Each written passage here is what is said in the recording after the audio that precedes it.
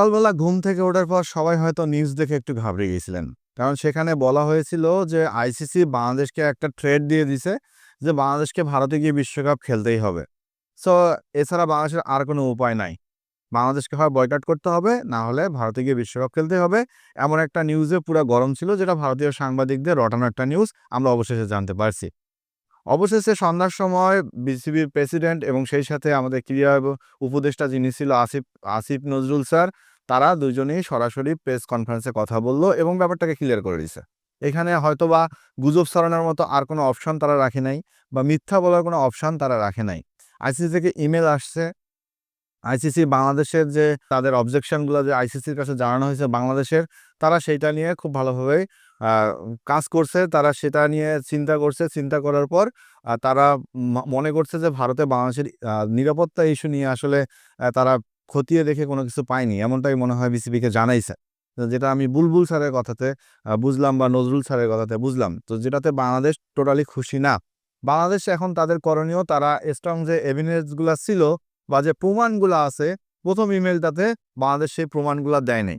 So ২য় যে ইমেইলটা তারা আজকে রাতে অথবা পরশুদিন বা আগামীকাল রাতে করবে, সেই ইমেইলের মধ্যে কিন্তু সে যে শক্ত রেফারেন্সগুলা আছে, যেসব কারণে বাংলাদেশ আসলে বিশ্বকাপ খেলতে যাচ্ছে না, সেই কারণগুলা আইসিসিকে পাঠাবে।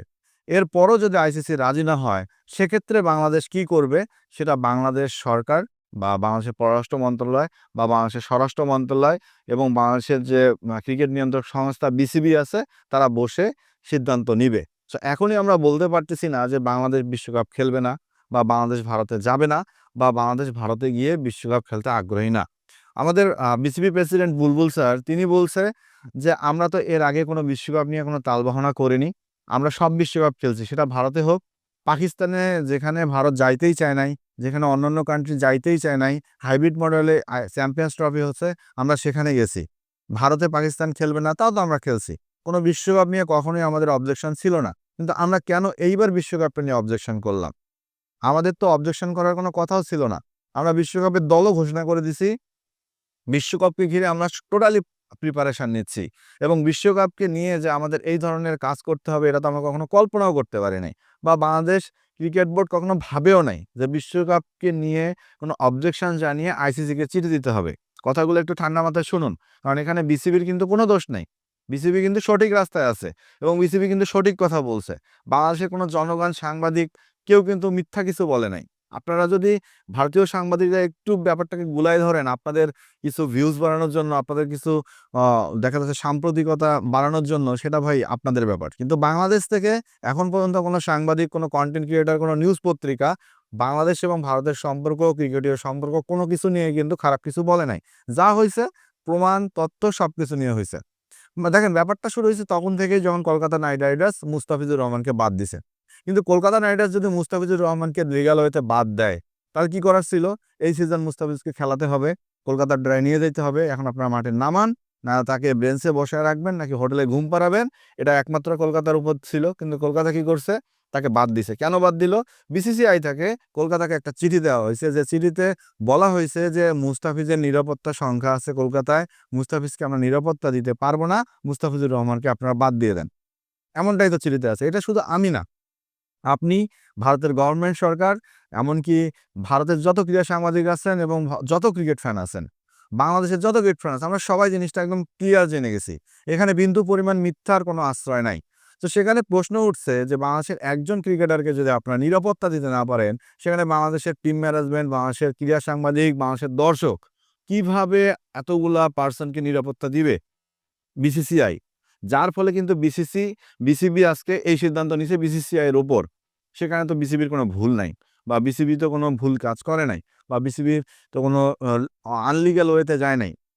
তো এই জায়গাটা থেকে বিসিবি যে এভিডেন্স গুলা আছে, সে এভিডেন্স গুলা ইমেইলের সাথে আজকে আইসিসিকে পেশ করবে এবং আইসিসি কিন্তু তাদের ইমেইলে কথা দিছে বিসিবিকে, যে বিসিবি যেভাবে কাজ করতে চায়, তাদের সঙ্গে কাজ করে যেটা আ দেখা যাচ্ছে আসবে, মানে সমাধানে আসবে, সেটাই তারা করবে।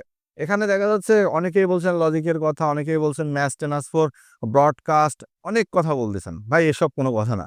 কারণ একটা দেশে খেলা হবে, জানি ব্রডকাস্টার থাকবে। কারণ শ্রীলঙ্কায় যে খেলা হইতেছে না, ব্যাপারটা এমন না। শ্রীলঙ্কায় যদি বুঝতাম যে কোনো দেশ বিশ্বকাপ নিয়ে অবজেকশন জানায় নাই, সবাই সেখানে খেলতে যাবে, ওকে ফাইন। কিন্তু ভাই পাকিস্তান তো শ্রীলঙ্কা খেলতেছে, হাইব্রিড মডেলে তো বিশ্বকাপটা হইতেছে। যদি হাইব্রিড মডেলে বিশ্বকাপ না হইতো তাহলে তো ভাই শ্রীলঙ্কা আর খেলা হইতো না, তখন তো ইন্ডিয়া নিজে অর্গানাইজ করতো। আমি এটাও মানছি যে ইন্ডিয়ার টাকা আছে, একাই একটা বিশ্বকাপ অ্যারেঞ্জ করার মতো ক্ষমতা ইন্ডিয়ার আছে। বিশ্বকাপ বাংলাদেশ যদি বিশ্বকাপ খেলতে না যায় ইন্ডিয়ার কোনো ক্ষতি হবে না, আইসিসিরও কোনো ক্ষতি হবে না, কারণ বাংলাদেশেরও কোনো ক্ষতি হবে না। বরঞ্চ বাংলাদেশের ক্রিকেটাররা গেলেও দেখবেন যে ম্যাচ হেরে গেছে, 120-30 রান করছে ব্যাটাররা, বোলাররা তাড়াতাড়ি রান খরচা করছে। এমনিতে যে 4-5টা ম্যাচ আছে হয়তো নেপাল বা ওয়েস্ট ইন্ডিজের সাথে 2-1টা ম্যাচ যদি বাংলাদেশ জিতে, ইতালির সাথে যদি জিতলো, তাছাড়া কিন্তু বাংলাদেশ মানে তেমন কোনো ভালো ফল যে করবে এমন কোনো গ্যারান্টি আমরা দিতে পারতেছি না। কিন্তু ভাই আপনাদের দেশে গিয়ে মানে ইন্ডিয়াতে গিয়ে বাংলাদেশের একটা ক্রিকেটার যদি কোনো সমস্যায় পড়ে, ক্রিকেটার সমস্যায় পড়লো না, বাংলাদেশের সাংবাদিক যদি একটা সমস্যায় পড়ে, আচ্ছা সাংবাদিকও সমস্যায় পড়লো না, কিন্তু দর্শকদের মধ্যে যদি কোনো মানে দর্শকদের মধ্যে তো একটা বিবাদ বাঁধবে স্টেডিয়ামের ভিতরে বা স্টেডিয়ামের বাইরে বা চায়ের টেবিলে, সেখানে যদি কোনো অকারেন্স ঘটে দায়ভারটা কে নিবে? বিসিবি এই জিনিসটাই আইসিসিকে বোঝাইতে চাইছে। এখন যদি আইসিসি বুঝে তাহলে ভালো, না হলে পরবর্তীতে বিসিবির করণীয় কি এটা বিসিবি সিদ্ধান্ত নিবে। আমি আবারও বলতেছি বিসিবি সিদ্ধান্ত নিবে। সো এই নিয়ে কোনো জলঘোলা দরকার করে করবেন না। বিসিবি কি সিদ্ধান্ত নেয় সেই সিদ্ধান্তের উপর ডিপেন্ড করে অপেক্ষা করুন। অনেক খবর পাবেন ফেসবুক, ইউটিউব পেজ, মানে যেখানেই দেখবেন, টিকটক, যতগুলো গণমাধ্যম আছে সবগুলোতেই খবর পাবেন, অনেক ভয়ানক খবর পাবেন। কিন্তু একটু ধৈর্য ধরেন, 2-3 দিনের মধ্যে হয়তো আমরা এটা ক্লিয়ার জানতে পারবো যে আসলে বাংলাদেশ ভারতে খেলতে যাবে কি যাবে না।